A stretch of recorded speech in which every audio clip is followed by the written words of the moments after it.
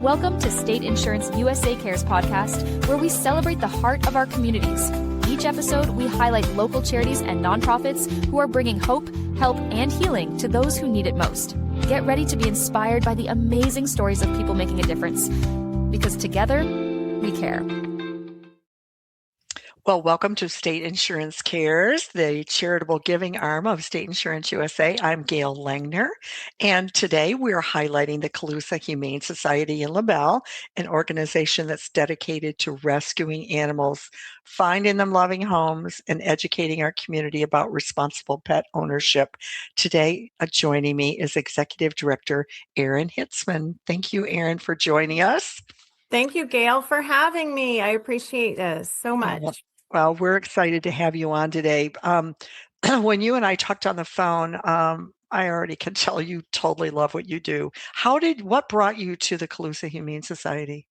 So, long story, kind of. I worked in the zoo world for 20 years. So my degree is wildlife conservation biology, and I started out as a zookeeper a million years ago for, maybe 5 years or so, parrots and primates. And then I went into the administrative side of it. So I've done everything that you can imagine with development and fundraising and marketing and volunteer management and event management, all the things, right? So worked in the zoo sector, nonprofit sector for about 20 years. And then I had a parrot rescue. I had my own 501c3. Wow. Been really involved in all of the exotic side of things, right? And a lot of the wildlife, domestic, not dogs and cats, but the wildlife that actually lives in your backyard type of thing. Okay. And then I left and I went into real estate, became a real estate broker, and my husband's a contractor. We were doing our own thing. And then I was like, I need to volunteer. And so I decided to volunteer at the Caloosa Humane Society, and then it turned into a little bit more than volunteering. I should say so. Executive Director, I would say so. It turned into a little bit more. Once they figured out my background, and it happened to be what they needed at the time, and I didn't know that it's what I needed at the time, it ended up being a really good marriage. And so here I am. Well, that's wonderful. Well, tell us about the Caloosa Humane Society. So Caloosa is, it's a small humane society. We are no kill. We have, at any given time, we probably have about 70 to 80 animals on site. So we've got 26 large dog runs, and then we've got 13 giant dog yards outside for the dogs to go run and play in. We have 4 commingled cat rooms, and so we typically have about 40 cats at any given time, where you can come in and you can interact. You can sit in the cat rooms and play with the cats and get to know them. So we also have a cell dog program. So we have a partnership with the Moorhaven Correctional Rehab facility, GEO, and they have about 8 dogs in the cell dog program at a certain time that the residents there, they do a training program. And so the resident does 1,920 hours of service of training, and they get their master dog certification certification. And then the dog gets their Good Canine Citizen CGC certification in the program. So that makes the dogs more adoptable. And it also allows us to take more animals in, and we don't have to hold those kennels for those animals. We can adopt them out through the prison. That's incredible. How's that working? Is it working well? It's pretty cool. We started it last year when I came in. I started in January of 2025, and I think we started that program in April last year. So this is we just had our second graduation. We're on our 3rd class of dogs. So it was kind of a trial and error getting it started on their side and on our side, but we're getting better at it. We're learning as we go. One of our board members is a AAKC trainer, and so she helps them with some of the programming, and she tests the dogs out and the trainers out at the end of the program when they think the dogs are ready.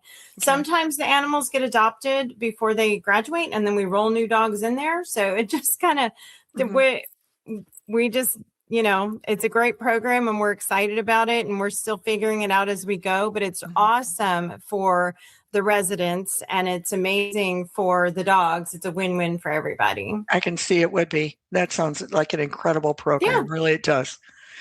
Do you do other animals besides dogs and cats? Do you ever get anything else there? We really don't. We're open to it. If we had the right veterinarian come in and work with us. If that vet happened to be a large animal vet or a small animal, exotic bird, whatever, okay, we can open our clinic practice up, and we would be willing to open up the Humane Society on a different level. But since we don't have that specialty medicine in our clinic, it makes it really difficult to actually take those animals in from a Humane Society standpoint. So we stick to dogs and cats because that's what we know, and that's what we're able to medically treat. Right. And that's good too. I mean, Kentucky Fried Chicken sticks to chicken. And that's what, when you do it well, you do it well.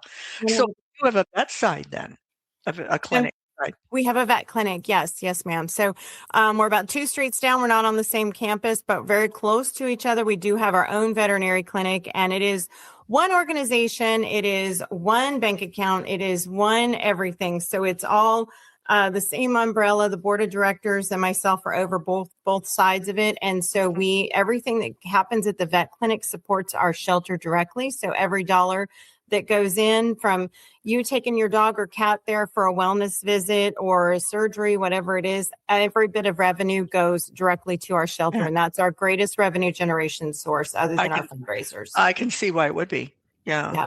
So I know, of course, obviously people can volunteer. How are there different, I'm assuming they can volunteer. Are there different volunteer positions that you would have available there? There are, and we are, so we're slowly really building our volunteer program. We don't have a true volunteer manager. We don't have a lot of those management positions. So it's, slow rolling to make sure that it's successful, but we do have volunteers that help us clean on a daily and regular basis.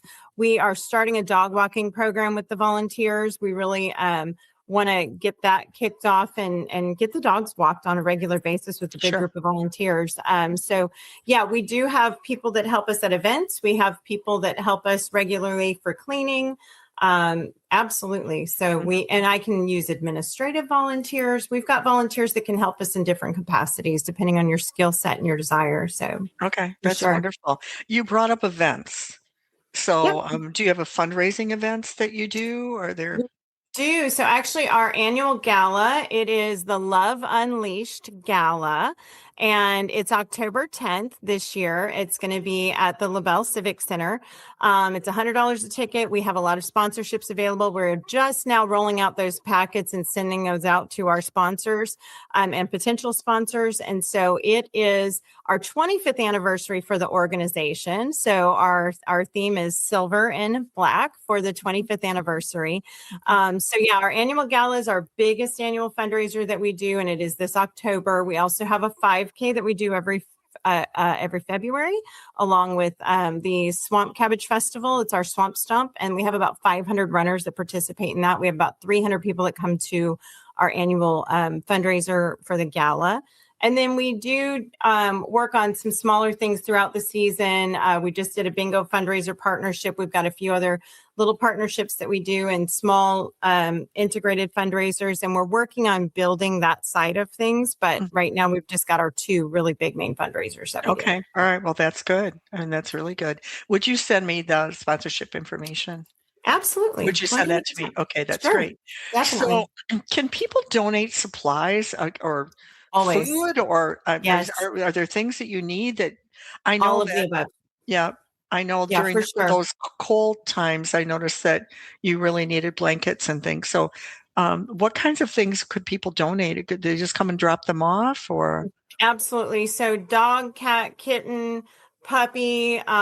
We especially during kitten and puppy season, we always need kitten and puppy food. We need some of the neonate kitten milk replacer bottles. We need bleach. Is so expensive. Bleach has gotten crazy. So that's bleach and Dawn dish soap. Cleaning supplies are things that we can always use.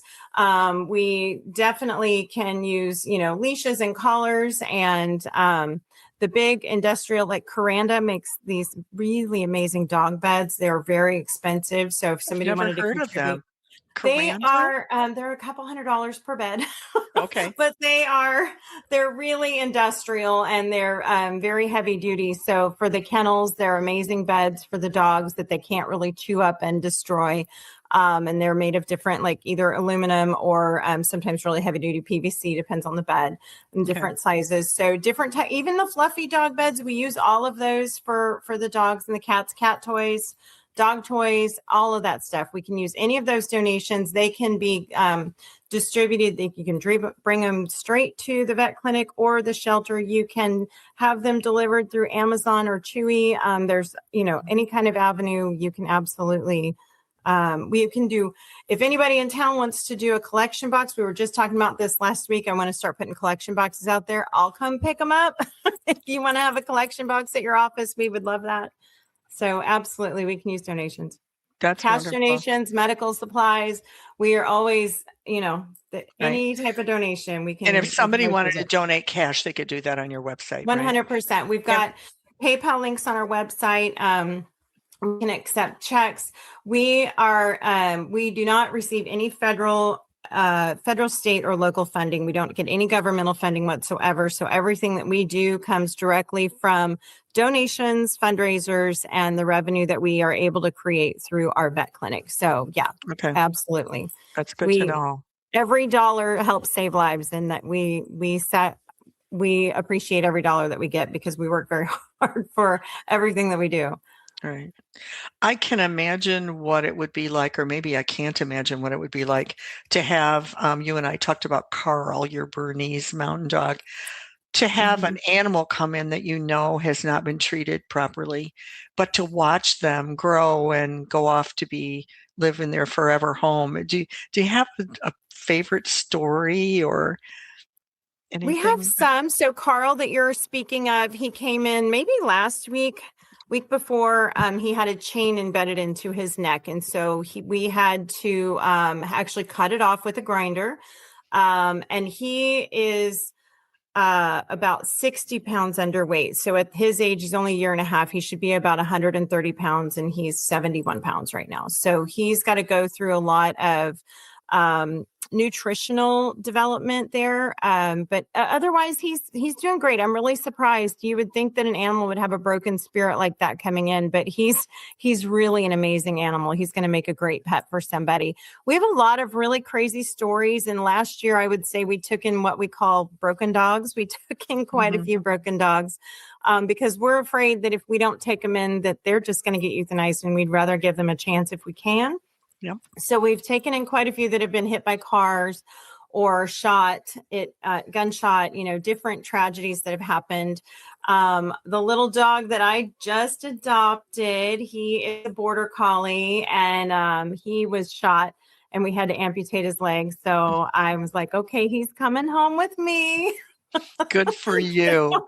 He's my newest little baby, but we do what we can for as long as we can with all of them. And they're just amazing creatures, and you never know what they've been through before we get a hold of them. We've got a German Shepherd right now.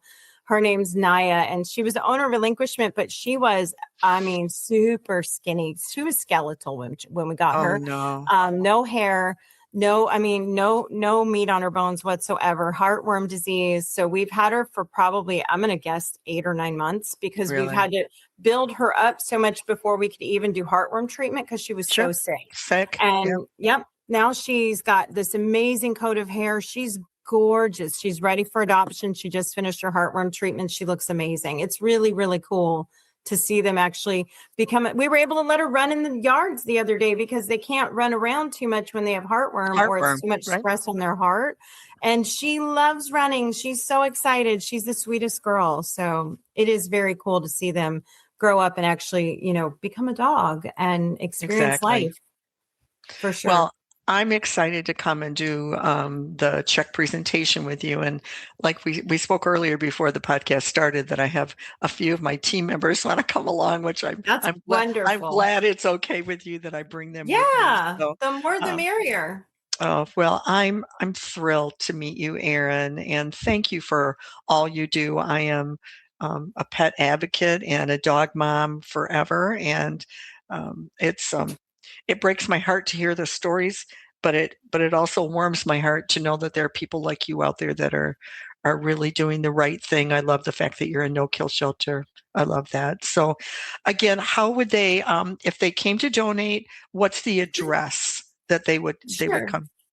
Yeah, Gail, our shelter is 1200 Pratt Boulevard in LaBelle. It's 33935. And the shelter's open every day, 7 days a week from noon to 4:30. If you need to come earlier, you can always make an appointment. And our staff is there. They're just usually busy cleaning and they go to lunch from 11 to 12. So nobody's there between 11 and 12. But prior to that, if somebody has to come earlier, by all means, we just, if we know that you're coming, we'll let you in. But we're there every day from 12 to 4:30. The vet clinic Monday through Friday, 8 to 5. And that's at 1050 Commerce Drive. So we can accept donations at either place. You can come meet the animals every day from 12 to 4:30. Come sit out and hang in the cat rooms. Come meet a dog or a few dogs.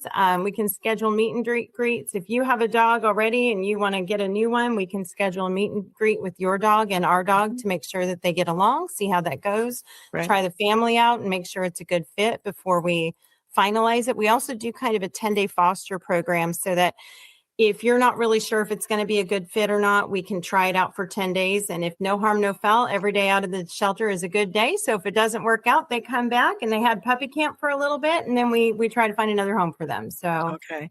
I was going to ask if there was criteria for that, for people to adopt. Yeah, so we're not super restrictive, but we do need to make sure that all your dogs or cats in your household are up to date on their rabies. We want to make sure that everybody in the household comes to meet the animal and that it's a good fit there. Not all the time, they may not always be good with kids or men or like certain situations. We just don't always know that. And then if you're adopting a dog and you want to adopt and you have a dog in your household, we would ask that you bring your dog or dogs to meet our dog to make sure that we can make sure that they get along because they don't always get along. So no, that's a great idea. And my little dog, I mean, he loves everybody, but you know what? There are some little dogs. There's this little black dog on our street, has never done one thing to anybody, never will, and Max does not like him. You never know. We don't know why. They have triggers. They can't tell us why. I know. We don't know why.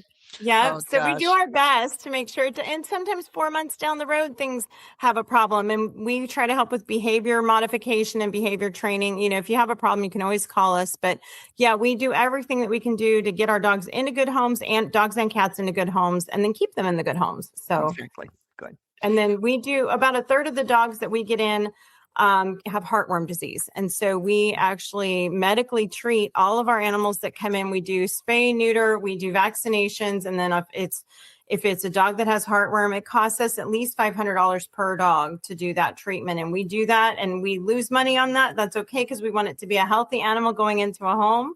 Right. So we do as much medical on them as we can to make sure that they're healthy before they go to their new owners. Okay. Well, Erin, thank you so much for joining us today. And I know our listeners learned a lot about you. And I know we'll keep our fingers crossed that you'll have tons of donations of money and things that the dogs and cats need. So I appreciate you taking some time to be with me today. Thank you, Gail. We appreciate you so much. And we look forward to this continued partnership. And I look forward to meeting you on Friday. Exactly. See you then. Yes. Thank you so much. Thank you for joining us on State Insurance USA Cares. We hope today's story uplifted and inspired you. If you'd like to support or learn more about the incredible work happening in your community, visit stateinsuranceusa.com or call 239-567-9992. You can also visit CaboWaboGym.com. Until next time, be sure to let your sun shine and keep sharing good and positive vibes wherever the waves take you.